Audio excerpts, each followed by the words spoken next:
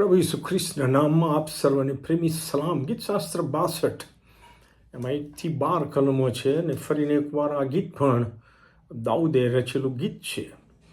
અને આ ગીતમાં વાંચતા આપણે જોઈ શકીએ છીએ કે દાઉદ અસ્થાયી અસલામતીથી ભરેલી અને ગમે ત્યારે ગમે તે નકારાત્મક બાબત તેના સંબંધમાં બની શકે છે એવી પરિસ્થિતિમાંથી પસાર થઈ રહ્યો છે.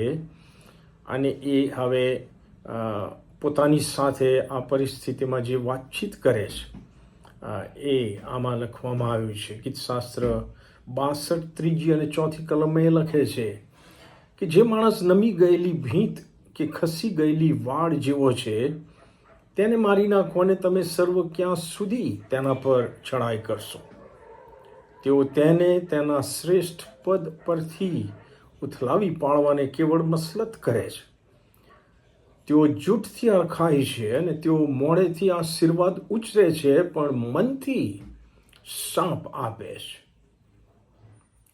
આવી પરિસ્થિતિમાં પણ આપણે જોઈએ છીએ કે આ ગીતમાં દાઉદ ઈશ્વર યહોવાને ના કોઈ પ્રાર્થના કરે છે કે ના કોઈ આભાર સ્તુતિની બાબતો જણાવે છે. આ ગીતમાં દાઉદ ફક્ત આનંદથી ઈશ્વર પરનો તેનો જે ભરોસો છે અને તેનું સમગ્ર જીવન ઈશ્વર પર જ આધારિત છે એવી સાક્ષી આપે છે. અને પોતાના આત્માને પણ જીવનના તમામ પાસાઓમાં શાંતિથી અને સતત ઈશ્વરની રાહ જોવાના માટે પ્રોત્સાહન આપે છે. દાઉદ પોતે જ પોતાની સાથે આ વિકટ પરિસ્થિતિમાં વાત કરે છે. કલમ 1, 2 અને 5-7 માં લખે છે કે મારો આત્મા શાંતિથી ઈશ્વરની રાહ જુએ છે કેમ કે તેમનાથી મારું તારણ છે. તે જ મારા ખડક તથા તારણ છે. તે મારા ગઢ છે. હું કદી ઉથલાઈ જવાનો નથી. આ એનો કોન્ફિડન્સ છે. પછી એ પોતાની સાથે વાત કરે છે, કહે છે કે હે મારા આત્મા તું ફક્ત શાંતિથી ઈશ્વરની રાહ જો કેમ કે હું તેમની જ અપેક્ષા રાખું છું. એટલા તે જ મારા ખડક તથા મારું તારણ છે. તે મારો ગઢ છે. હું ઉથલાઈ જનાર નથી. ઈશ્વરમાં મારું તારણ તથા ગૌરવ છે. મારા સામર્થ્યનો ખડક તથા મારો આશ્રય ઈશ્વરમાં છે. આટલો બધો આધારિત છે ઈશ્વર પર અડગ વિશ્વાસથી.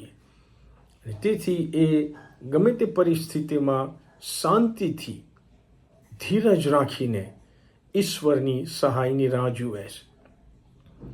વલાવ ઝડપથી બધું હાંસલ કરી લેવાના સમયમાં આપણે અત્યારે જીવી રહ્યા છે ત્યારે ધીરજ અને શાંતિ રાખીને ઈશ્વરની સહાયની રાહ જોવી એ લગભગ અશક્ય જેવું બની ગયું છે. ત્યારે પ્રભુના બાળકો તરીકે આપણે શાંતિથી ધીરજ રાખતા અને ઈશ્વર પર આધાર રાખતા શીખવાનું છે.